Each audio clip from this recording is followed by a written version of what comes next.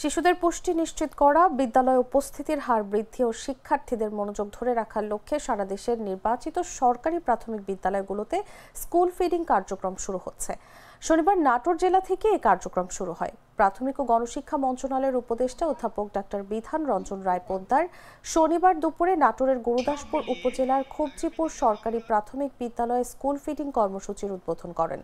সরকারি প্রাথমিক বিদ্যালয়ে ফিডিং কর্মসূচি শীর্ষক প্রকল্প সূত্রে জানা যায়, ২০২৭ সাল পর্যন্ত প্রকল্প মেয়াদকালে দেশের নির্বাচিত ১৫০টি উপজেলার ১৯,৪১৯টি সরকারি প্রাথমিক বিদ্যালয়ে ৩১,১৩,০০০ শিক্ষার্থীকে সপ্তাহে ৫ স্কুল কর্মদিবসে ফর্টিফাইড বিস্কিট, কলা ও মৌসুমি ফল, ১৫টি ডিম ও ইউএইচটি দুধ অর্থাৎ পুষ্টিকর খাবার দেওয়া হবে।